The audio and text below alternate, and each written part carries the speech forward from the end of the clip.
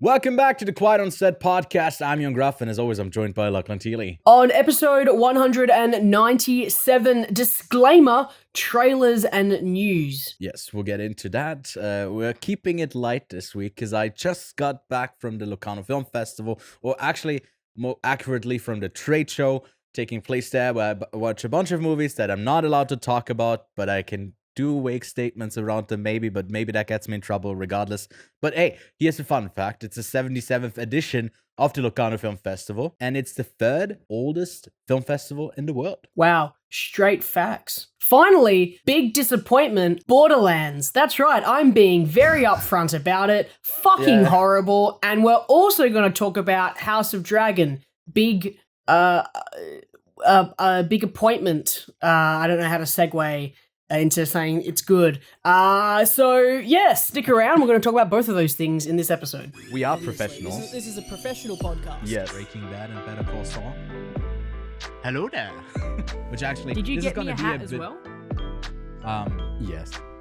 So I've got Dooncam. It's just a camera with my Dune steelbook. All right, welcome back, Lachlan. Hello. Feels like I'm just like straight thrown into an episode. I'm sorry if I got back at like I think 2:30 a.m. last night, and we're recording this in the morning. Just throwing together a show that is hopefully presentable. But I hope you're doing better. You were sick after your holidays. Yeah, your voice seems to be okay now. I'm getting there. It's still lingering, which is the worst part. You know when you're not when you're sick, Just it's pretty creeps bad. in But your the blood. part afterwards is probably even worse. It just lingers and just stays around, and it fucking sucks, man. No, I'm trying to come He up has with something but for okay. this. Yeah, you have something for this, but you're just like, I'm not gonna go there. I'm not gonna go there. Haven't this time. woken up yet, no. But yeah, fair. looking at the news, there's a couple of things here, but I don't think like something huge dropped this week overall. For me, I guess because I wanted to jump into this because there's some news around David Lynch's health. He released a statement addressing that he has emphysema, but he said he's quit smoking for over 2 years. He had many tests that had good news about like his being in like an excellent shape, and he's filled with happiness and doesn't plan to retire ever. And for someone like you, Lachlan, who's a big fan of the director, this gotta be great news, right? He'll keep working, not just the weather report. We'll maybe get some more stuff from him, but yeah, glad he's on the mend. Overall, I didn't even hear about like him being sick actually. So this was both like, oh, this happened and now it's better for me. So that's great for the guy. That's great for the guy. We've been talking about David Lynch over the last couple of weeks. Pretty much, I feel like kind of every episode. I don't know how that came to be. I watched Mulholland Drive for the first time. He's just a fantastic, I think you've been interesting guy. Yeah. There's a lot to talk about, and I will be watching all of like Twin Peaks over the the next couple of weeks. I'm so excited. I will be mentioning. We'll be talking. I feel about like that I want to rewatch it as well with you. I feel like I should. I feel like That would I be should fun, yeah. actually rewatch it with you. I think that's a great idea. I think you know what, Ewan, you sold me. I'm going to rewatch Twin Peaks. was the I'm going to easiest sell. rewatch it with you. No, stop. I know you're trying to say, hey man, don't do it. I'll watch it. We can talk about it. I know you've already seen it. And I'm like, look, man, I know I've seen it. But I think it's probably important that I rewatch it as well. Sell me this pen, and Lachlan just took the pen and ran off and like left a bag of money behind. But I mean, we can definitely do that, and we could even have a retrospective review on like the series, and then what's it called, the Firewalk with me. Firewalk with me, yeah, because that's part of the letterbox circle I'm trying to complete with the ones that have the most fans on Letterboxd. So long story short, we will be watching Twin Peaks, and hopefully we'll get something soon from David Lynch, even if it's just a short film. Very exciting stuff whatever he's got cooking up there. Then there's a John Wick sequel series called The High Table in the work. Chad Stahelski will direct the pilot. That's typical for these sorts of things, where you get the guy in who's the big guy, from the movies or whatever, and then they do the setup, and then the show, as soon as the money goes a bit more down, because it's not the lead director who does it, it's like kind of goes slightly downhill. Usually it is kind of the case for these types of shows. But it's set right after the events of John Wick 4. Keanu Reeves will not star in it. I wonder why. But he's going to be a hands-on producer, and it will include characters from the John Wick films. I think I'm in the clear to say this, but I got to see the first trailer for Ballerina. Again, like at this trade show, they show us a ton of stuff, promotional material, maybe sometimes like opening scenes, opening minutes for some upcoming stuff that I think I really can't mention because it's not one for press, it's more for the cinema owners, so I have to be careful. But I did see the trailer for Ballerina, and it is, I think, coming out pretty soonish as well, and it just kind of showed what the rest of the universe looks like as well. And I mean, we already know that Keanu Reeves is going to be in that film because it's a prequel. But Lachlan, what do you think about like a sequel series after, I guess, that what was it called, the Continental? Kind of like I never ended up watching it because the reviews weren't great, and I think you didn't either, or maybe you checked out the first episode. I can't remember. But didn't even bother. High Table. Yeah, it's just like, yeah. Honestly, I didn't want to check out the show. I wasn't really that intrigued. But with Ballerina and with the High Table, maybe, since we do have a bit more of the original team coming back, and at least characters that I care about more. They were with the Continental, I'm pretty sure it was just younger version of the characters, and I wasn't really interested in seeing what a different performer wanted to do with that character. But yeah, it just seems to be that John Wick has just exploded with all of these spin-offs very quickly compared to something like, we just spoke about Game of Thrones, which has another spin-off show starting next year, Knights of the Seven Kingdom, which... Yeah. It's wild that's so, massive. Game of Thrones is massive, and it's only getting its second spin-off, where John Wick has had 4 movies, and it's already got 1 spin-off movie and 2 spin-off TV shows already kind of happening. Yeah, but the thing is, George R. R. Martin recently, I think, said, we didn't include this in last week's news, because I thought it was such, like, non-concrete things that he just mentions. But he says there's currently 7 Game of Thrones spin-offs in development. And I think there was like shortly after Game of Thrones, I think they also said there was like 4 or 5 of them. And then some of them got scrapped because they were announced before the final seasons premiered. So like, the stock was dropping on Game of Thrones as a whole. And I think now House of the Dragon has rehabilitated that a bit. From those 7 shows, he said 4 of them are animated and 3 of them in live action. And I think that's a nice direction to go into, to really explore the different forms. And then you can also really distance yourself from the time period, because it's such a, for Game of Thrones, I feel like that universe is very much just made up of its writing. And if the writing kind of stays consistent within it, I feel like that's kind of been the case for both House of the Dragon and Game of Thrones, then you could very much set it. It's just like with different stylistic approaches as well. I think like the only thing Star Wars has really done great is like those Star Wars Visions animated stuff that they've done, where they like basically pick a different style for each of those short films, and doing that is just like showing more variety. I think is great. I don't know if John Wick is doing that though. Or if they are just like really liking the neonish direction of the aesthetic that they've kind of gone from into since like even the first one, but I feel like it's escalated with each iteration. I'm not interested in this, by the way, because I thought that the weakest aspects of John Wick 4, and I know some people love that the most, was all of the world building. I did not care. I feel like that stuff took away from it too much for me, for just like the really showy and fun action. But I know some people really loved this, so I feel like there's got to be an interest for the show set around the High Table.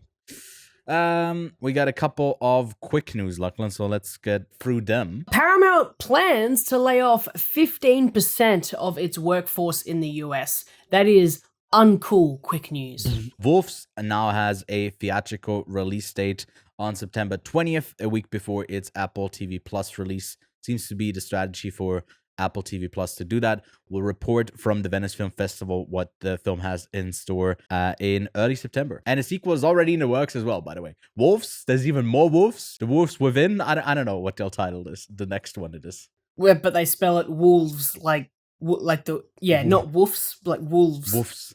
Yeah. Anyway.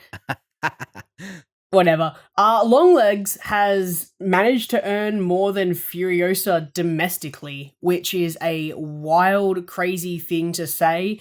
It's a weird conversation. It's to say the success of Longlegs, but the failings of Furiosa in the domestic box office. It is kind of that, it's like it kind of converges into like this weird shape. It's like one goes down, the other one goes up. Hey, but shout out to Neon.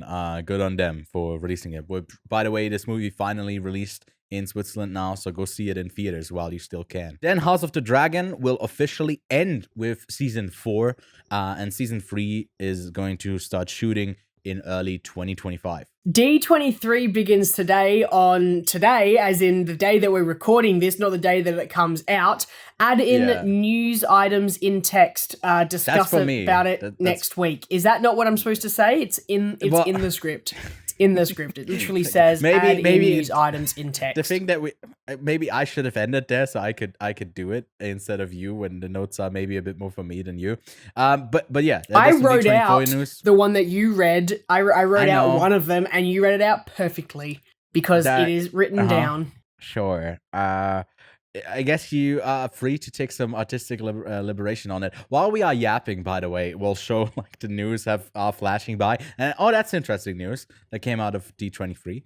Cool. We'll talk about it more in detail, but we don't want to be is it just like you're adding it in like as text? Yeah, just like random, no context. Just like really quickly like going up the screen kind of text. Is that what you're doing? Yeah, that's it. Star Wars fantastic. Stuff. There's some Star Wars stuff, and oh my god. Wait, do I need to face this way? No, I think I need to face this way. Yes. Well, just flip your camera around. Oh wait, hang on. So what if I just keep flipping around? Is that just going to throw off? The text? The edit, it's not like I can flip the text. It's like rotating in a 3D way. No, lots of extra work that I got to do for D23, I guess. But we'll talk about it next week if there's anything to talk about. But I kind of want to keep on top of like bringing you the news. If you somehow consuming them through us, then here it is. But they just announced a bunch of stuff at Comic-Con. I'll assume they'll just go a bit more in detail at D23. But yeah, there's some trailers. 2 of them that I thought were kind of interesting to look at. The first one is a teaser trailer for the upcoming 7-part psychological thriller series by Alfonso Cuarón that premieres October 11th over on Apple TV+. It's called Disclaimer, and then there's an asterisk at the end of it. And this show will also premiere in its full length at the Venice Film Festival. Unfortunately, I think I just heard that we won't be getting screeners until like early October. We plan to maybe cover this even ahead of the festival, but that's not going to be possible. So Kevin and I will sit through the like 7 hours of this, I guess, somehow, hopefully. But if you look at this, who's starring in it, someone who obviously stands out right from the get-go is Cate Blanchett. Very exciting to have her in the series. There's also Sacha Baron Cohen, Cody Smith-McPhee, and lots of other people, and basically a big ensemble cast. From that teaser alone, you don't get much other than the title, and then you get a glimpse of a shot in there nicely transitioned. It's based on like a best-selling novel of the same name by Renee Knight. It's about like a journalist that built her reputation on the misdeeds and transgressions of others. When she receives a novel from an unknown author, she's horrified to realize she is now the main character in a story that exposes her darkest secrets. So it's basically Argyle, but not shit. And very much looking forward to that. Could be very fun, especially a good thriller that's stretched over a lot of episodes. I feel like a lot of shows don't really get that right, because somehow there's a sweet spot between like an hour and 50 and 2 hours and 10 minutes for like a thriller that seems to be the perfect length. I feel like Alfonso Cuarón is more than capable to like stretch that over a 7-episode series. Lachlan, is the premise, or I guess the early shots, any of this like intriguing enough for you to jump into a series like this? Or are you gonna wait until you get some, responses from it? No, I think I'm quite ready to watch this. I don't think I need to be sold on it, unlike you selling me and watching Twin Peaks. I think that I'm excited because from a narrative standpoint, Alfonso Cuarón is obviously a fantastic storyteller. And I think that he, one, is obviously the creator of writing it along with it as well, writer-director. He also does have an editing credit in there as well. And with the cinematographers, because obviously Cuarón's a crazy visual guy as well, his long collaborator in cinematography is listed along with one of the cinematographers who's done a ton of Coen Brothers stuff as well. So I think that this is going to be a visual treat. I really do like it when people expand outside of the mediums, and you kind of discussed that with Game of Thrones having an animated narrative instead of just have everything be live action, is just exploring different formats, which is quite exciting. And he obviously knew early on that this narrative would not have suited a 2-hour thriller. It's listed as like 5.5 hours, 5 hours and 43 minutes on IMDb. So I'm excited to have a good narrative given to us, because I do not doubt his skills, and I do not doubt this will not be spectacular. Also, Sacha Baron Cohen in actual dramatic roles, that guy can act. He just, he hides under a lot of makeup and does a lot of funny shit other than just doing dramatical acting. He's a guy who would do great on the show. It has, I guess, also probably appeared on the show for the next trailer, Saturday Night Live is what has been the popular name in the US for decades now. And we got the first trailer for basically the opening night, the behind the scenes of a fictionalized, probably fictionalized version of the events there.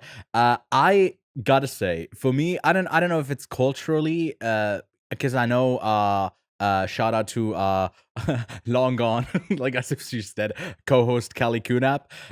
She haven't had her on the show in a while, but she's someone who grew up similar-ish, same place as me, and watched a lot of Saturday Night Live. I have never watched it, and I don't really care about it. I don't know if it's like a cultural thing in like Australia too, that you watch Saturday Night Live. Is that something that you watched? So I feel like it looked intriguing enough, but we are gonna miss out on maybe some of its history that maybe you kind of get when you watch the show a bunch. But this trailer though looked kind of fun. Not gonna lie, looked kind of intriguing for what they set up. Basically, getting the opening night of this 90-minute live show on its feet when there's the typical like underdog story, like everyone's rooting against them and they gotta prove them wrong. Yeah, Lachlan, what do you think? I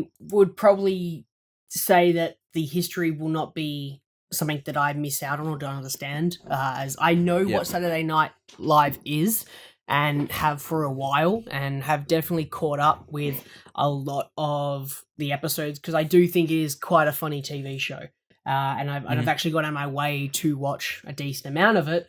But what I will say is I think that this has got a cast that will kill, and I think that it's got at least some talent in when it comes to the technical side of it, that I think that this could be a pretty decent film, and I think that they will go out of their way to at least get the humor right. And I think that that's going to be very important with this show, not just movie, I should say, not just making it a dramatical retelling or telling of the story of how this show came to be, but make it authentic, make it feel like it's come from those comedians who wrote it.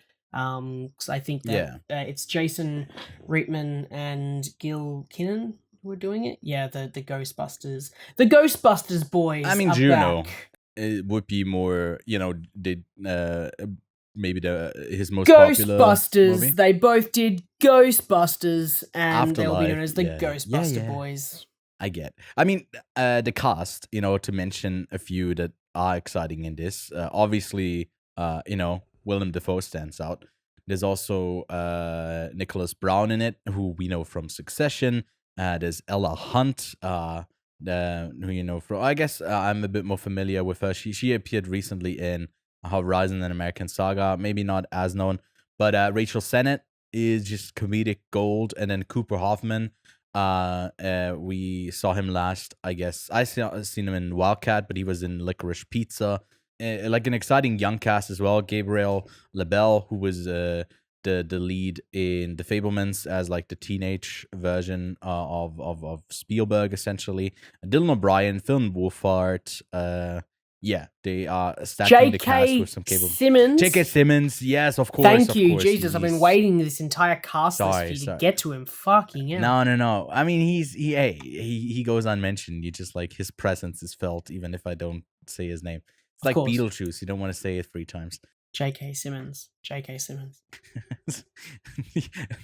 Each time you say it, you know, in the thing that they say, like the speed, it's like he appears behind your back and just says "not your tempo" and disappears again. Those are the trailers of the week, and then in the meantime, you can like leave a rating for us on Spotify, on YouTube, in the way that you leave a like. You can't leave a rating there, but you can certainly subscribe. Do all of that, and if you want to support us, there's a link below to Amazon. If you are getting anything, then we get a kickback from it. Lachlan, we haven't watched much this week, but let's talk about what we've been watching.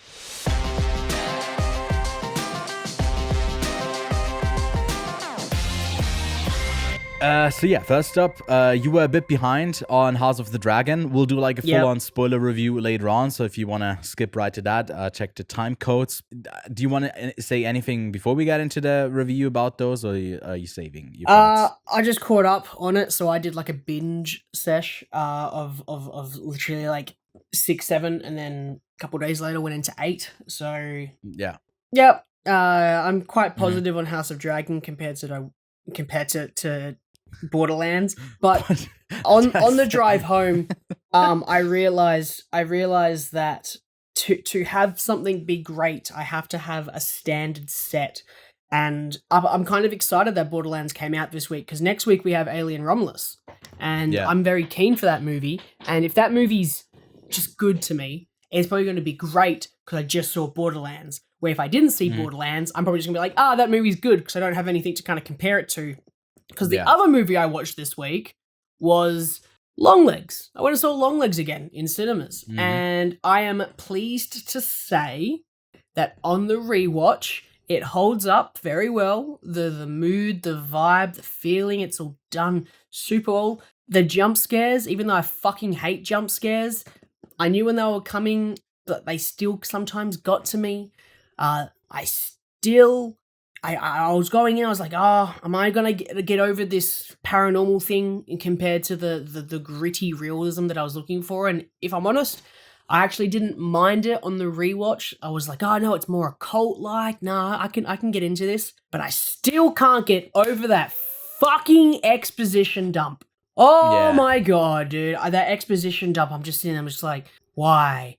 Like, I understand the story as it was going on. So for right now, maybe in the future, because I have pre-ordered the Blu-ray of it, because it's coming out on Blu-ray.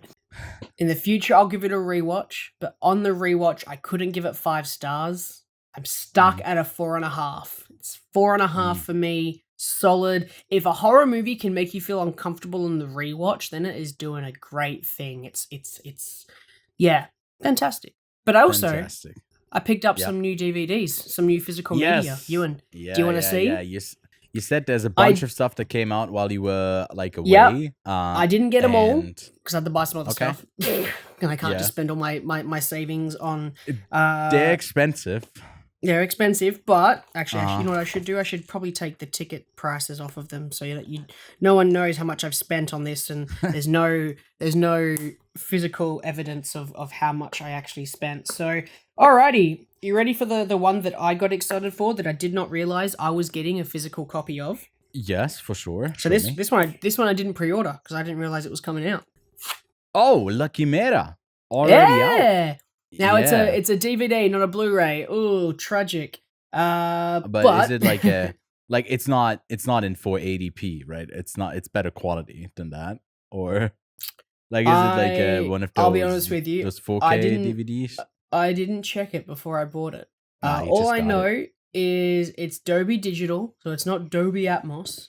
But I was watching, I cannot remember what Criterion cupboard fucking thing it was, but someone picked out a movie and it was on VHS and was like, I can't watch this movie on any other format because it's the best format. I saw that episode too.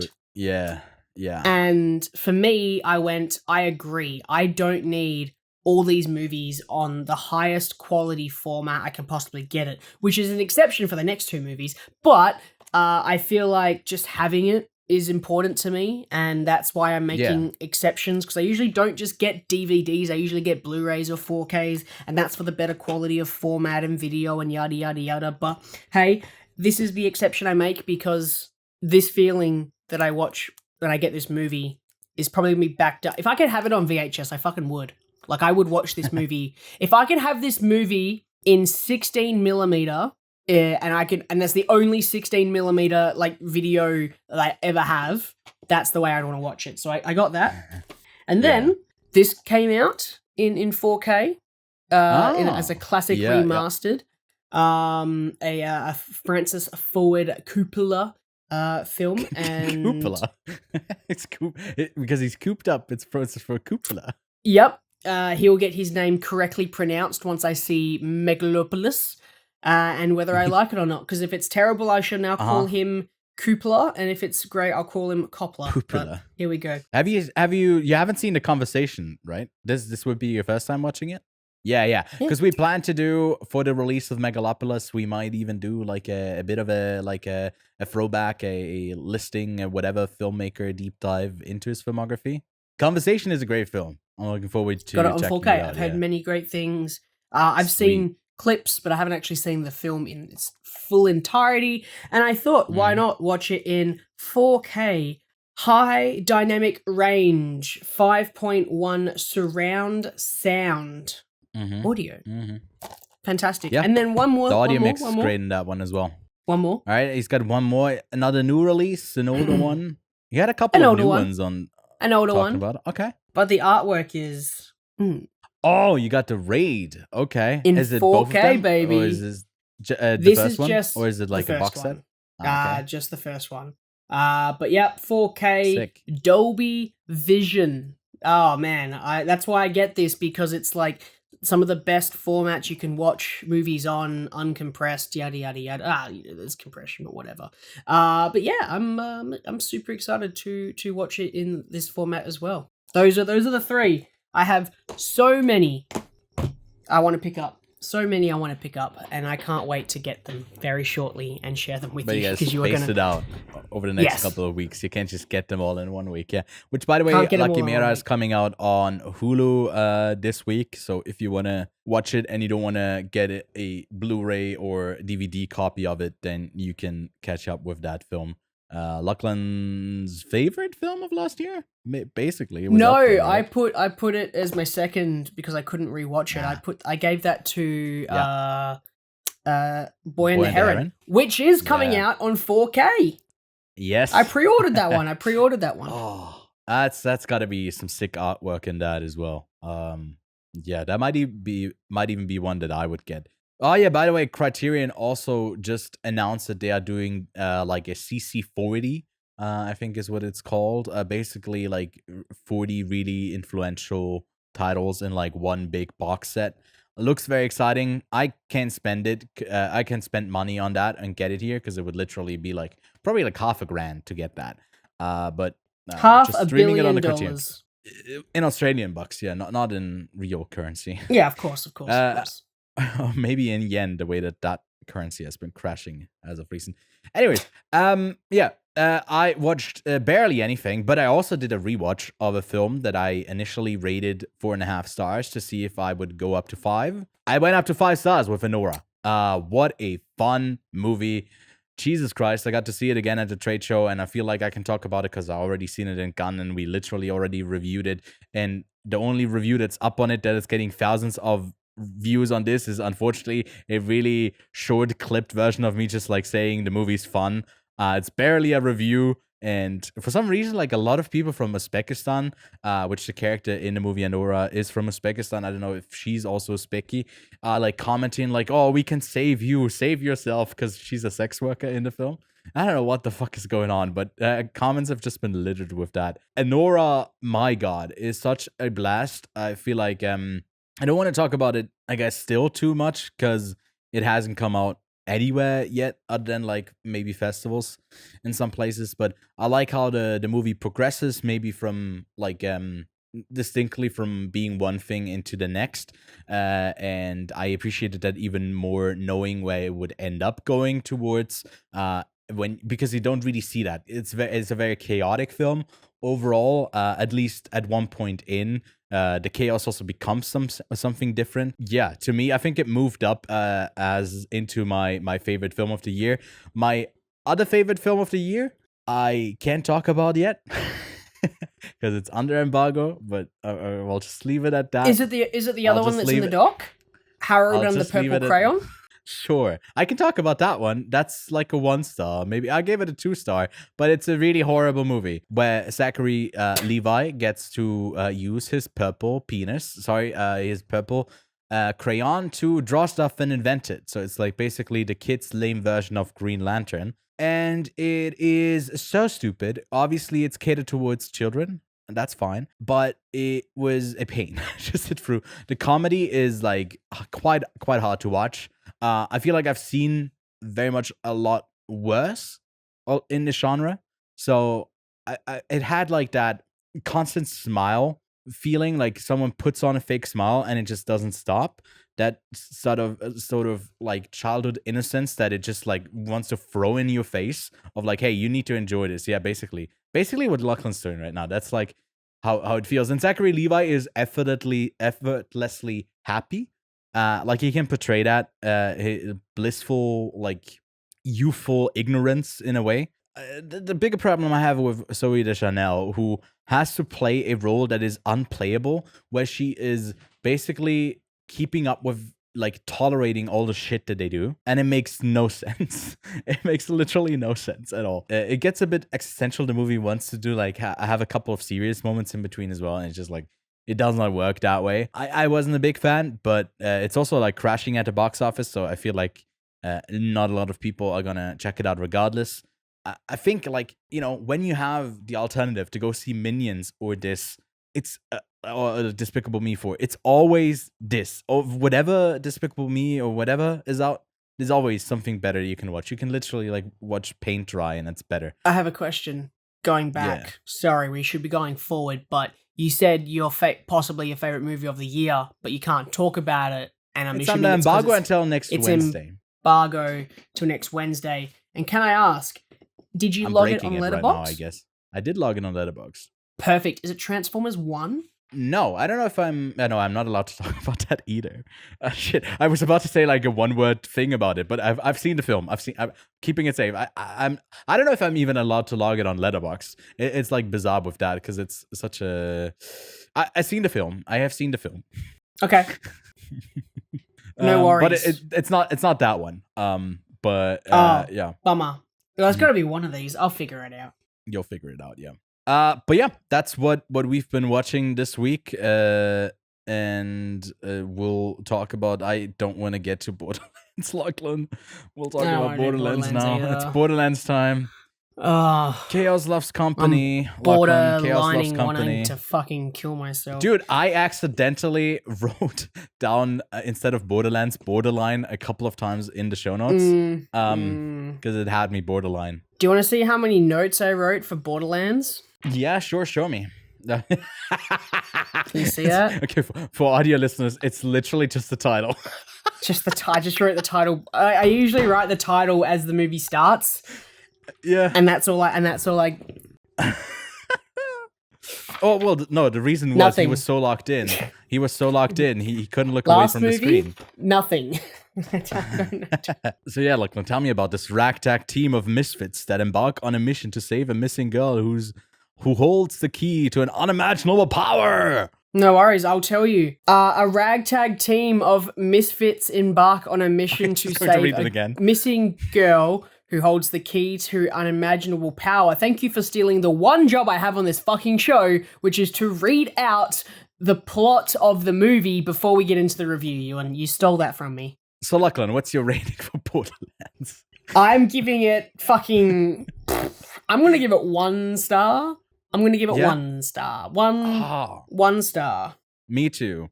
Let's talk about it a bit more, though. Okay. Yeah. Okay. Letterboxd a 2.1, IMDb a 4.4, on Metacritic a 29, and on Rotten Tomatoes it comes in at a 0%. That is damning. Yeah, so we had our reservations going into this, looking at the trailers. The cast just seemed off. The costume design just seemed really weirdly fake about it. I don't think that Kevin Hart and Cate Blanchett or even Jamie Lee Curtis are the right people to cast in this. I feel like the only kind of correct choice is Jack Black, because you can put him into a voice role and it usually works if it's like supposed to be a loud, annoying character. I think Jack Black can nail that. You know, as gamers, we've played a bit of Borderlands. I've played Borderlands 2 for maybe 10, 15 hours when I was 14. Was never that invested in this gaming universe, and so I maybe I'm not the right person to say if there's cool references or whatever to stuff, but the story itself, the performances, the writing are atrocious. There's no other way of putting it. It's really bad. But yeah, Lachlan, what did you think? What are you I guess from your heaps of notes that you took, what you're just going to say Borderlands over and over again because that's all you wrote down. Look, it's unfortunate because I am someone who honestly thinks that the next generation of adaptations is going to be coming from video games, and this is obviously a step in the wrong direction after we've had some fairly decent, if not great, adaptations with The Last of Us, Fallout. Fuck it, I'll say Rampage because it technically is an adaptation. It was fine, but this is a step in a direction where I've always stood by this, and it's people need to understand you cannot adapt everything when it comes to a video game, and there are things in the past, or there are not things I should say, but there are examples in the past where they adapt the wrong aspects of the game.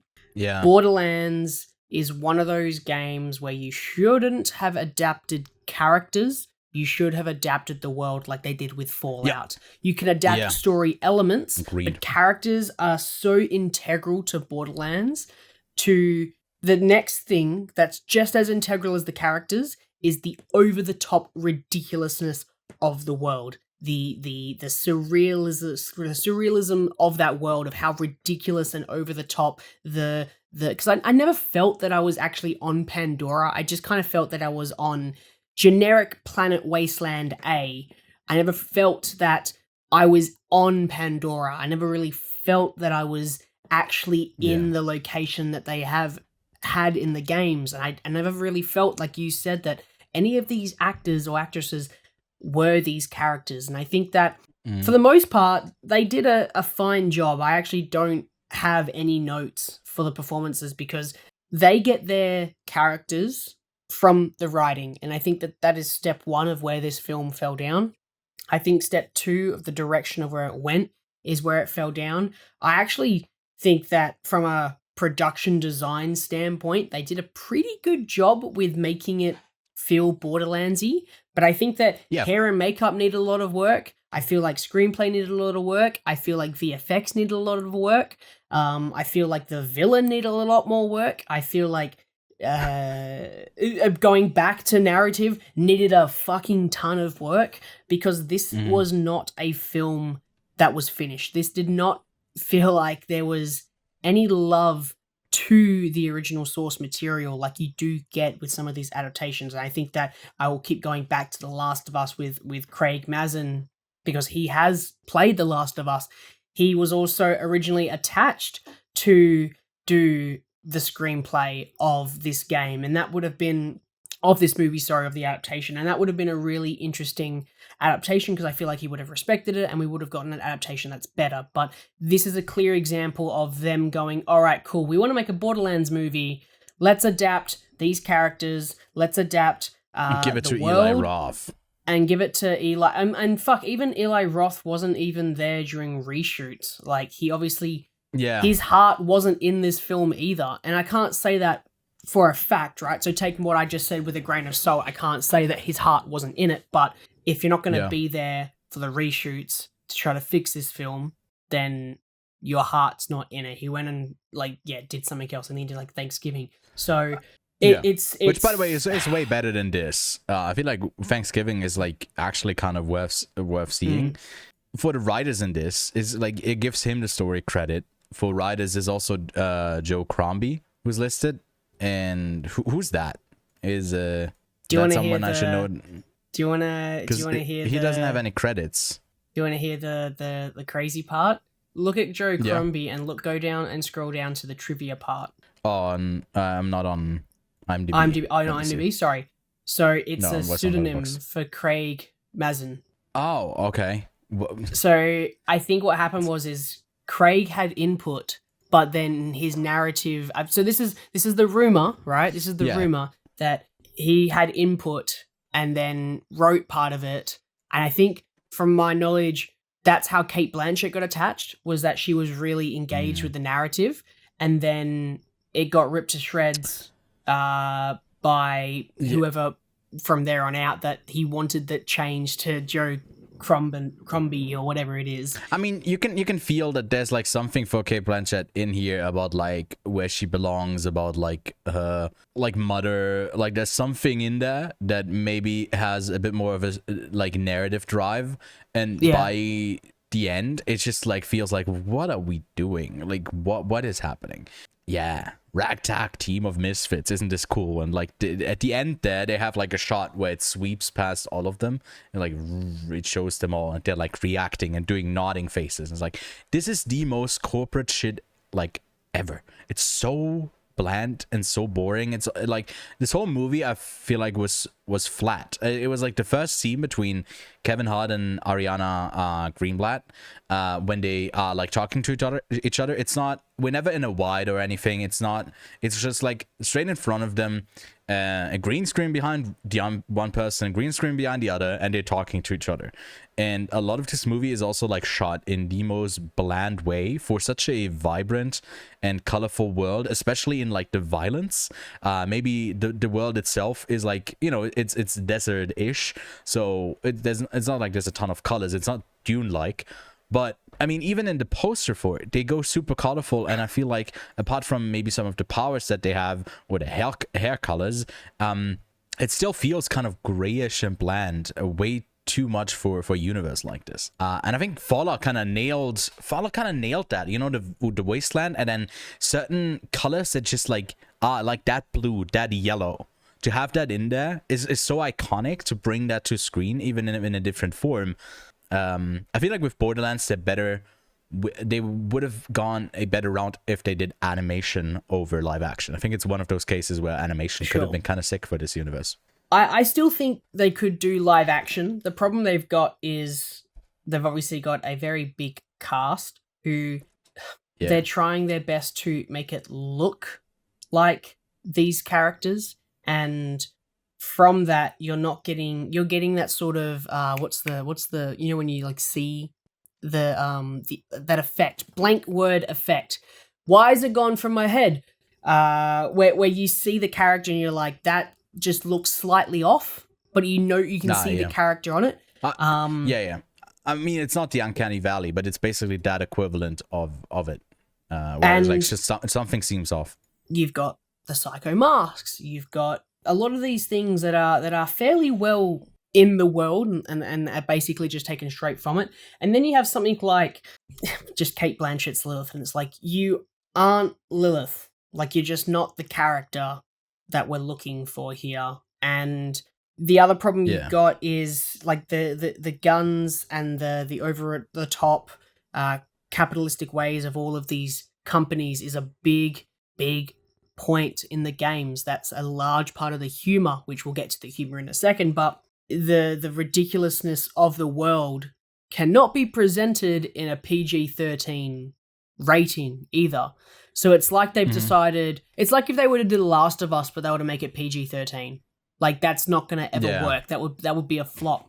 By making this movie available to children, which, as an idea, I don't think the Borderlands games are available to anyone under the age of 15. You're just not adapting. I played them at 14. Right, I remember feeling like I'm not allowed to play this when I played it. Wow, you're a bad boy. I know. I did some stuff that I wasn't supposed to. I also just Googled Lilith Rule 34. Wow. And?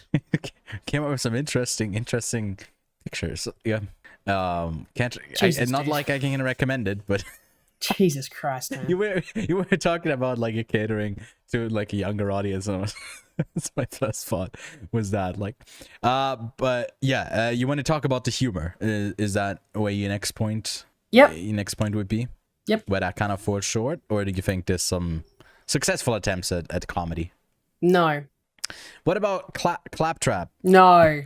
Isn't he just so bouncy and annoying? And wow, he's so bouncy and annoying, and that's what he is, and it's not even funny, and that sucks because Claptrap can be funny. Claptrap can say really awkward things at the worst times, and it's just not. It's not my Claptrap, you know. Like it's not my Claptrap.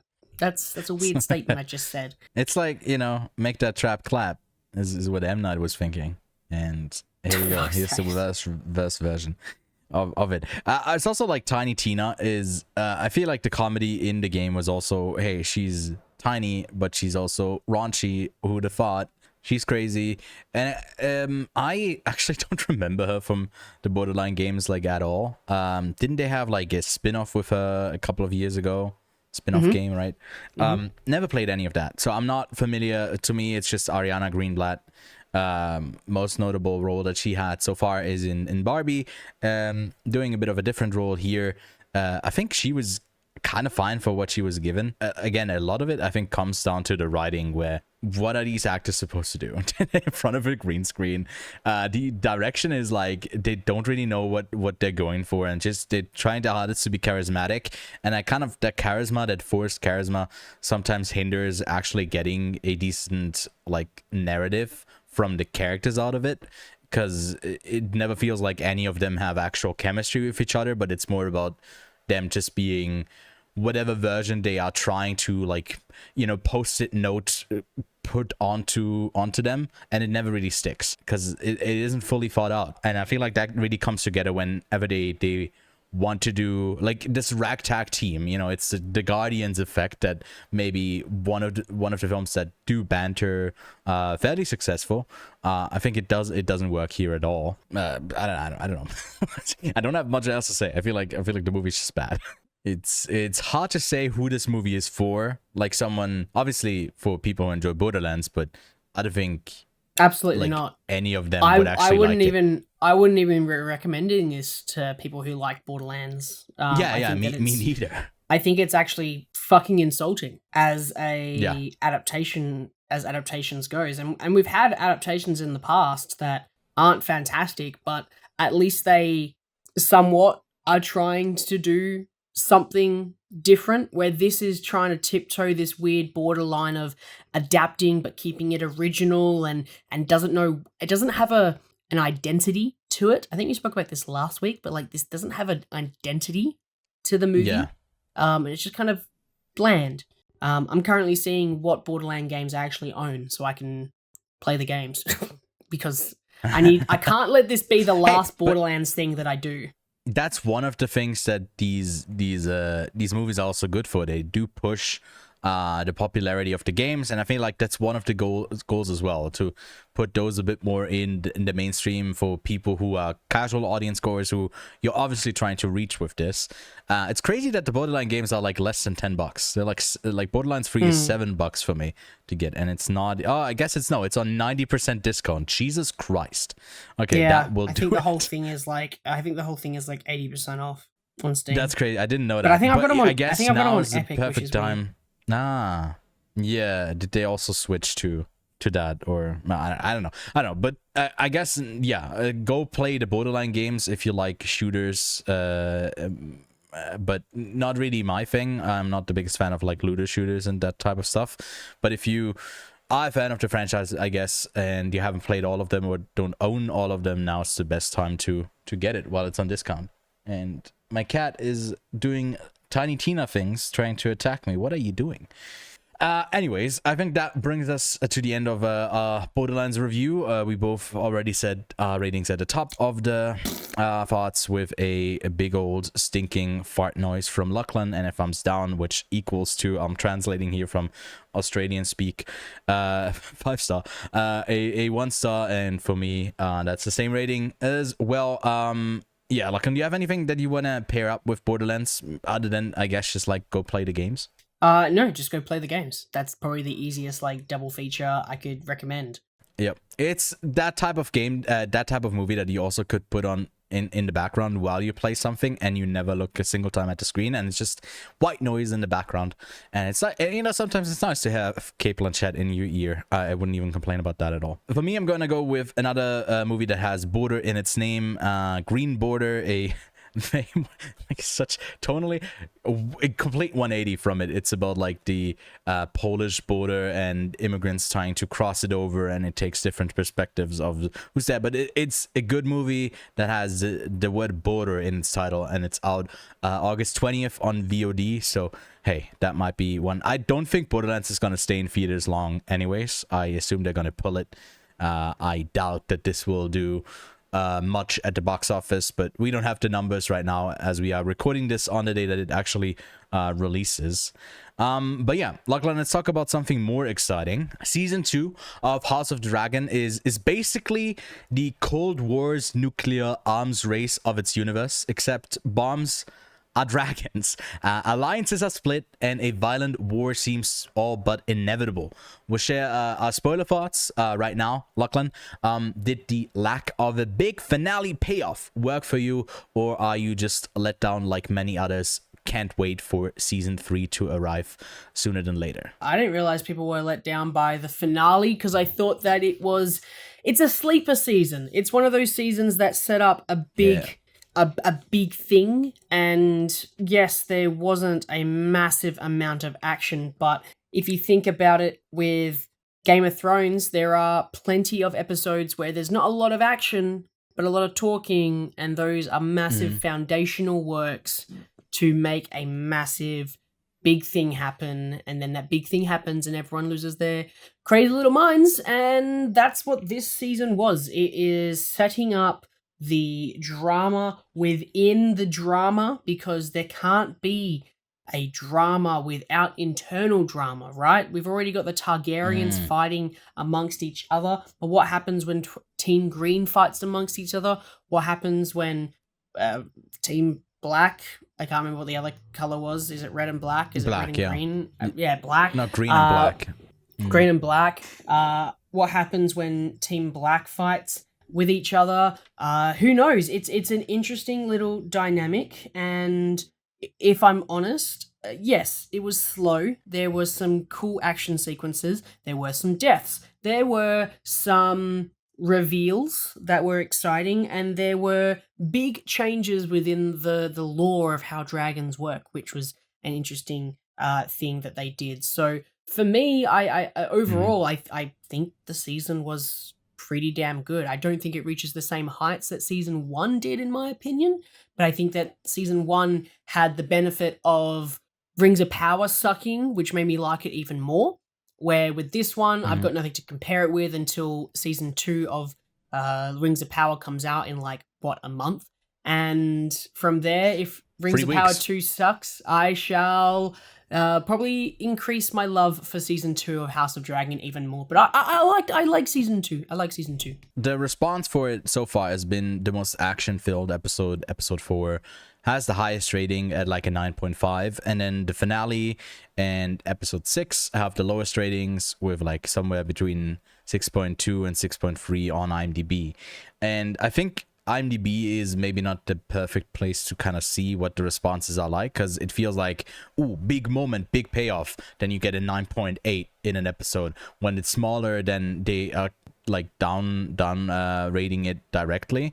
That's one of the reasons why I really don't like IMDb. To me, I think this season was very much going in the direction where a finale like this kind of made sense, and where ultimately, this is a spoiler review, ultimately it was all in main two leads, with Rhaenyra and Alicent trying to find a solution within that would not cause like bloodshed and a lot of like war, and them having that maybe like, I don't know, they kind of want to do it that way, but it seems like inevitable that it will lead to that direction. So this whole season feels like them holding on to whatever control they maybe have to prolong stuff, to maybe sort it out in another way, but ultimately that's not going to be possible at all, and it's going to escalate. I think one of the criticisms that are coming from this season, that it's slow, that it's a lot of talking, that it's not a lot of action, is that the first season, although there was a lot more depth and a lot more happening and time jumps and all of it, that whole season was, by the time season 2 was in production, was pitched as it was a setup. The sandbox, the stage is set, and now we're playing the rest of the series out. We don't need to do any other like major time jumps. We can get into the nitty gritty of it now. For me, it absolutely delivered on that. It just really had a great dialogue. I think some of the stuff that maybe the visual effects with the dragons sometimes doesn't completely work, but I really don't care, because I think the writing on the show is on another level, and the performances are also amazing. I believe every single person who's in this, and that's not an easy thing to do. It just completely nails the whole like universe, and I was so enamored with it that to me, yes, episode 4 was great, and yes, the finale feels like you're getting blue balled a bit, where like, okay, just something's happening. It's not like it had that big season 1 moment where like, oh, shit is about to go down in season 2, war is about to break out, and then we get 3 seasons of war, which, no, this is not that type of show. And I feel like if you have that sort of expectations for just like for war to rage on, and you get Battle of Bastards for 16 episodes, that's not what the show is doing. And from what it set out to do, again, expectations maybe were set wrong, and it like, to me, it nailed it. I really had a great time with the entirety of season 2, but waiting another 2 years to get season 3, if it takes that long to start shooting in 2025, is a bit rough. I feel like if they had already begun and maybe it comes out next year, that would have been sick. But waiting 2 years for the next, like, that feels like a long time. I don't know how you feel about that, like ending it on a note where it feels like, okay, 2 more episodes and it like gets into something, and then we start off something new with season 3. I feel like the shorter episode count, we had 10 in the first season and 8 in this one, kind of we were setting up to have like a huge episode 9, much like, a lot of Game of Thrones. The second to last episode was the big one, and we didn't really get that. It felt like it stopped the season in a place where we need 2 more to actually like end a chapter and to move on to the next one. But yeah, what do you think about all of that? A lot. There's a lot there to unpack. I think sorry, big monologue. I agree. The 8 episode seasons are a bit of a, what did you say, a blue ball for other things, especially because last season we do get 10, and this season we get 8, and it's a bit like the later seasons of Game of Thrones. The less you have, the less time you get with these characters, and another 45 minutes would be great. Especially with how many narratives evolved from all of this. This season has obviously got a number of things it's now set up for the next season. First of all, you have Aemond fleeing, right? That throws a spanner into the plans that Alicent and Rhaenyra have just set to do in the end of the episode. You mean Aegon? Sorry, I said Aemond, wrong one.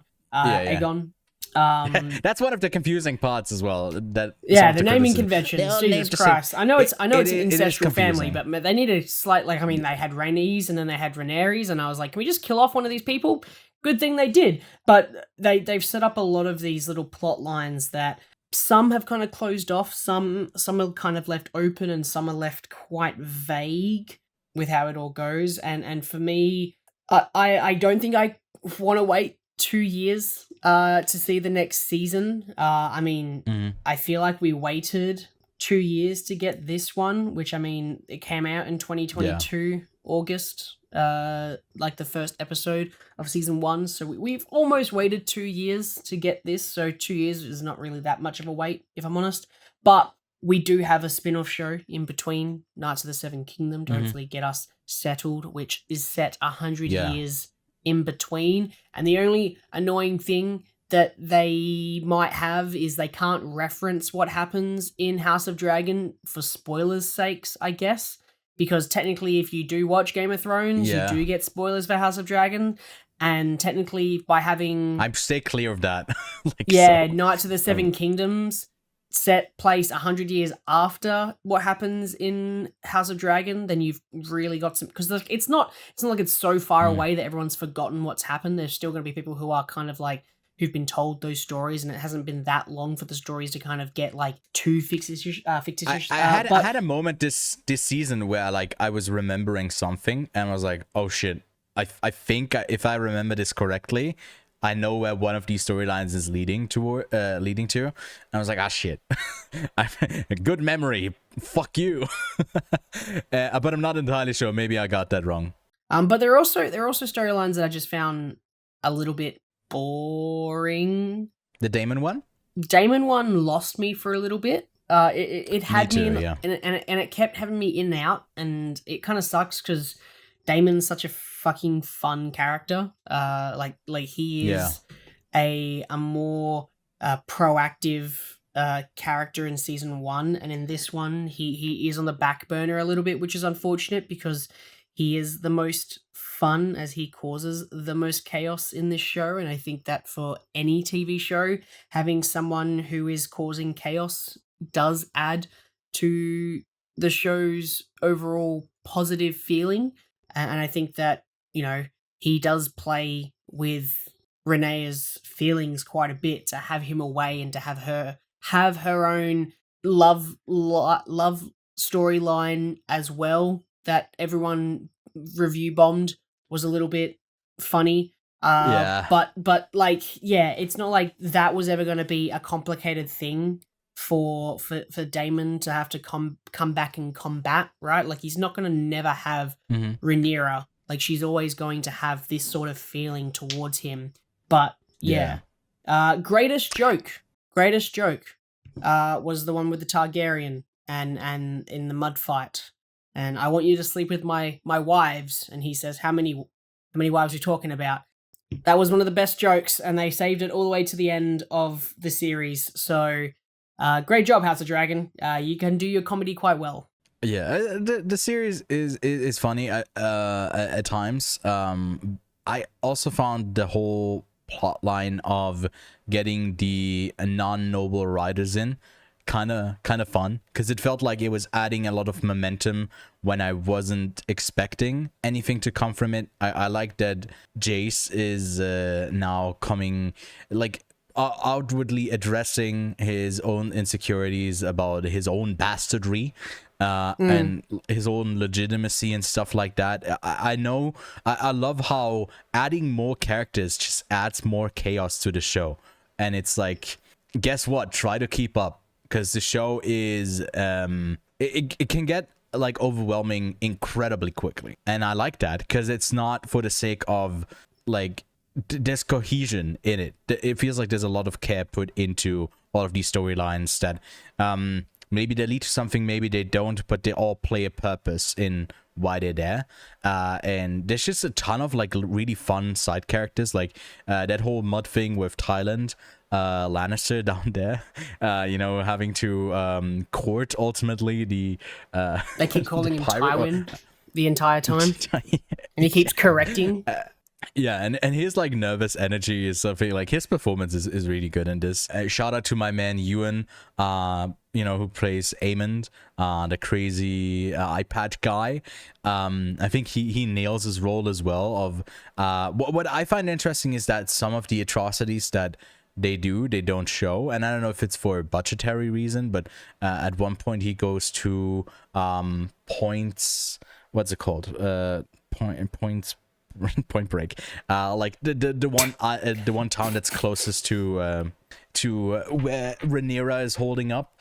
For parts of the show, I had on my second screen, I had the map of Westeros open up, and I was, each time they name dropped a place, I was like, I paused the show and I tried to find it on the map so I could contextualize it for me as well, because like I love when it doesn't hold your fucking hand. You can get all of the depth of a show like this from the writing if you I guess do the extra work and maybe contextualize it a bit for yourself, remind yourself. It feels a bit more like homework, and it's less a show that you can just kind of put on and maybe go on your phone for a minute. If you do that, you're completely lost in like the next scene that we return back to, and I love that. It feels integral to really pay close attention when a lot of the stuff that we talked about today, like Borderlands, you could basically tune out for 30 minutes, tune back in, and you wouldn't have missed a beat.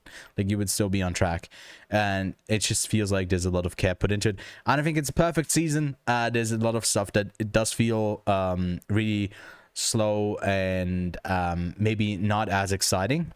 That's okay with me if we ultimately build to a 4-season series that knows where it's going to end up, and if it keeps up the quality that it had for the first 2 seasons, this is going to be like a really rewatchable show as well, I gotta say. Like I'm very keen for what they have in store here next.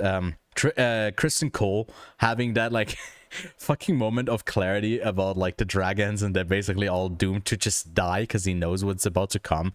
That sort of stuff is, we didn't get that as much in Game of Thrones. I don't remember it being there as much, and I think it's a nice change of pace for this universe, and I like it a lot. A lot of it I really enjoyed, where the scheming isn't played as much as like, ooh, this is exciting and who's going to backstab the next one. All of it feels like, no, someone's getting hurt for the sake of someone else already being hurt. And it's just like a bad cycle that we kind of want to stop. And maybe for those people who really didn't like the finale, they just want to see something big happen and violence escalate. Where for me, this whole time I was like, I want them to find a solution. I don't want the bombs to go off. And it's weird because you do want the dragons to come out and the fights to break loose, but I kind of didn't want to. And I think that really speaks to the writing of the show, that all of these characters, you kind of want to see them find some kind of resolution, not for them to succeed, because some of them are really truly fucked up, but I do want them to sort things out. But I think some blood is going to be shed and some dragons are going to fight. And very much looking forward to season 3. I hope it comes sooner than later. Rating wise, I haven't really thought about this much, but probably like a 4 out of 5 for me for this whole season 2. Yeah, I'm sitting at like a 4. Solid. I think it's a bit weaker than season 1, but that season got to do so much more, and there's way like less big deaths. I feel like the only big death was, other than like a son for a son, which is thematically a big death, but it's not like, or story wise, narratively, but not in the sense of a character that we've seen for a bit. And the Rhaenys death is a big one. I like where they go with Aegon, and I feel like I kind of have some spoilers in my head for what his future holds, but I hope I'm just remembering that incorrectly. But yeah, that's that. Go check it out yourself. Very much worth your time, in my opinion. And we'll have to compare it by the end of the year against Rings of Power Season 2. All right, that brings us to the end of our review. So let's have a look at what's on the horizon this week. And Alien Romulus. I have seen it. I can't say anything much more than that. Unless you're watching this on a Wednesday, then the embargo breaks and I can talk about it. But hey, that's not when this episode comes out, unfortunately. But we'll be talking about that in full-on spoiler fashion next week. And I'm very excited to talk about it. I think that I can already say. Then out in US theaters is Skincare. Out in limited release release, we got the Elliot Page film Close to You. Then we got a bunch of titles coming out on VOD and digital. Watchmen Chapter 1 is available on premium VOD, as well as Twisters out of theater. I'm gonna check this one out. Furiosa Black and Chrome Edition. I mean, the black Sounds and white dope. version was Maybe sick. that's why. Maybe that's why the box to... office has been holding out, because everyone's been waiting for the black and chrome edition. Yeah, that's it. Back into theaters, Morbius edition. It's going to outgross Longlegs for sure, for sure. Keep on holding to that faith. Then Mother's Instinct is, after 1 week in US theaters, already heading to premium VOD. And then over on Netflix, we got Daughters, as well as They Shot the Piano Player and The Union. Over on Hulu, we got the aforementioned La Chimera. Lachlan's got the DVD ready for that one, right? Oh yeah, he's pulling it out. There it is. Go see that one. Lachlan can give the stamp of approval for that. And then Immaculate with Sydney Sweeney is also heading over to Hulu. And then another big start of the week, Jackpot, a movie that Lachlan is weirdly excited for, you know, after seeing the trailers. It's like, yeah, this might be something. We'll probably talk about that next week alongside the aforementioned Alien Romulus. Then out in Swiss theaters, there's Harold and the Purple Crayon. Again, if it's between Minions and this for your kids to go see, pick that one. If it's just a trip out to the theater, go see Alien Romulus with your kids. They'll have like an awakening. But then also out in Swiss theaters, finally, my so far favorite film of the year, but it's also from last year because I saw it in Venice, is Hitman.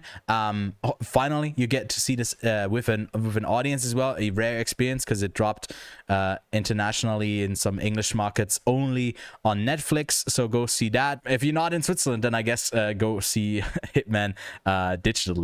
In Australia, I couldn't really find anything that you guys got exclusive there. I hope you are back on. Like, we had that first week in July that was so crazy when you just got all of the releases in like 1 week, and now you're just getting, I guess you're getting Alien Romulus also.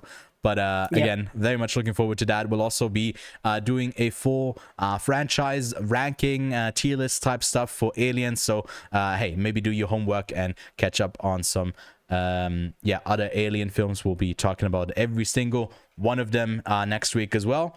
But yeah, until then, stay safe. Don't get locked inside a tiny little airbase with a face hugger, because they'll do some weird stuff to your insides, and you don't want that to happen. So stay safe out there, and we'll see you next week. Bye.